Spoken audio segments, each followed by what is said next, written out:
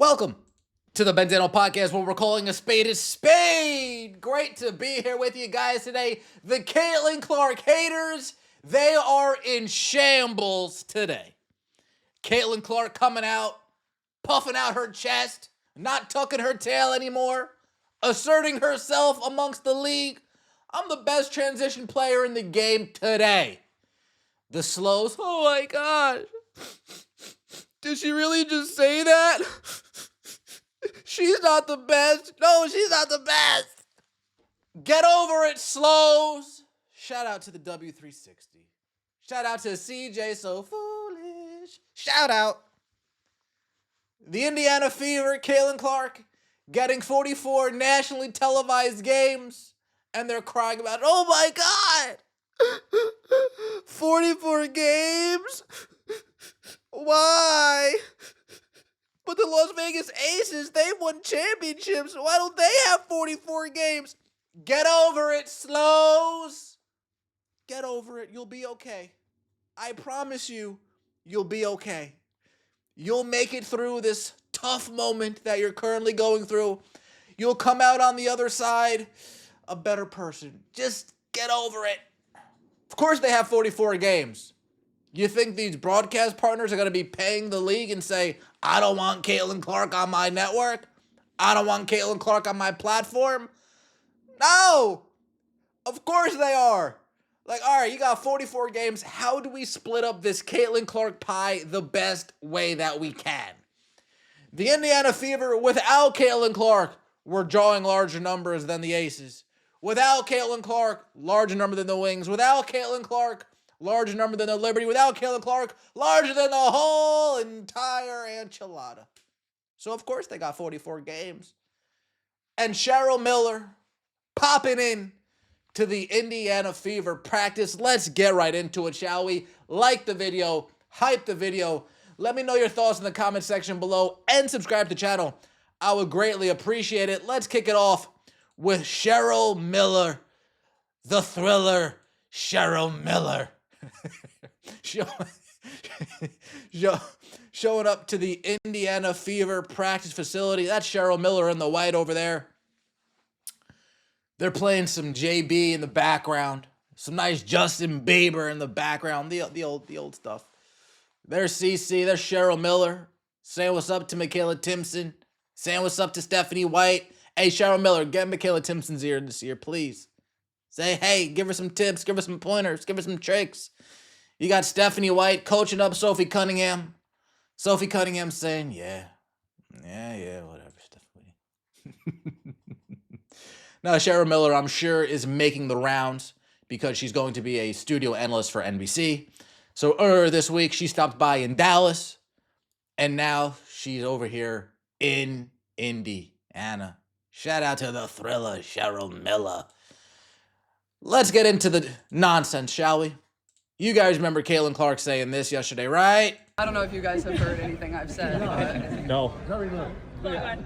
Steph has talked about creating depth in the backcourt, especially with your injuries last year, Kelsey going till the wheels fell off. Just what do you think about having Ty and Raven kind of backing up in the backcourt? And she also talked about kind of you playing off the ball a little bit, get a little bit of court rest. Just what do you think about playing off the ball? Yeah, well, I think that's going to be something like that's what you have training camp for, and that's what you have the preseason games for, is to try different lineups and to try different people and to give the people that are fighting for roster spots a chance to go out there and compete and perform. Like, I'm not going to go out and play 30 minutes on Saturday. That's just not going to be the case. That's not what it's about. It's, obviously I'm going to go out there and compete as hard as I can, but that's not what we need to do. And, I think a little bit of off the ball stuff. Like, I think mostly on dead balls. Like, I'm the best. I think I'm the best transition player in the league. That's where I thrive. I'm the best transition player in the league. That's where I thrive. And of course, we have the slows crashing out, throwing a temper tantrum. You might be the only person to think that, Caitlin Clark. You're not the best transition player in the league. Can you name a better transition player in the league than Caitlin Clark? Something tells me these people can't. Something tells me that they're having issues. They think Paige is they think Paige is a better transition player than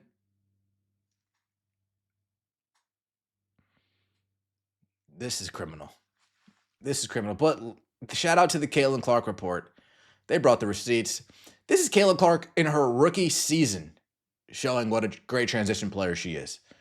With Katie Lou Samuelson, with Erica Wheeler, Caitlin Clark being with Christy Wallace, Caitlin Clark being the best transition player in the league as a rookie is the reason why they made the playoffs. One more time for the people in the back. Caitlin Clark being the best transition player in the league as a rookie is the reason why they were in the playoffs. She took lemons and turned it into lemonade. Lemonade. Look at that. Oh, even got an Alyssa Smith running on the fast break. Oh. Money. Come on. What are we doing here? Maybe I'm too UConn pilled, but it's genuinely jarring to hear someone answer questions that way. Maybe I'm too much of a stooge, but to hear somebody have confidence in them, oh my goodness, this is outrageous.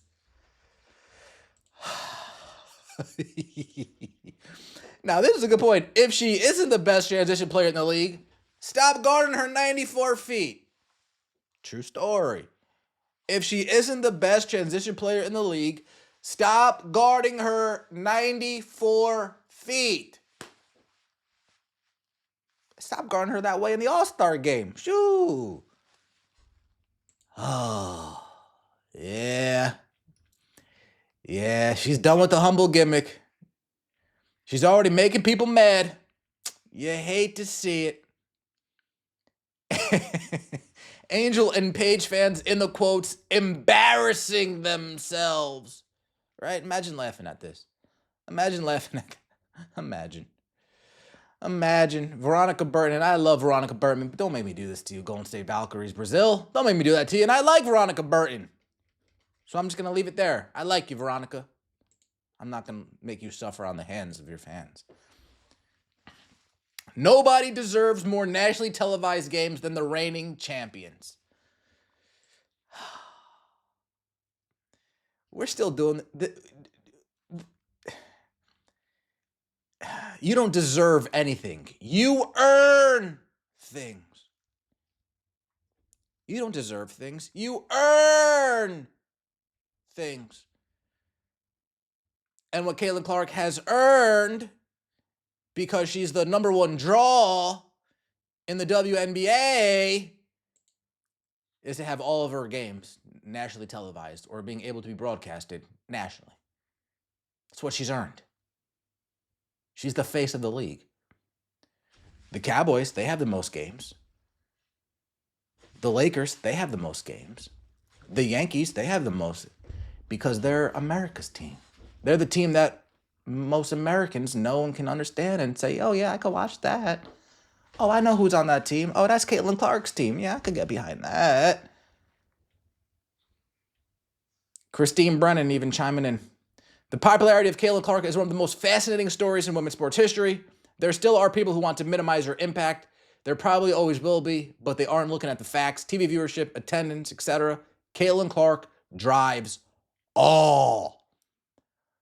Here's Matthew Cherry.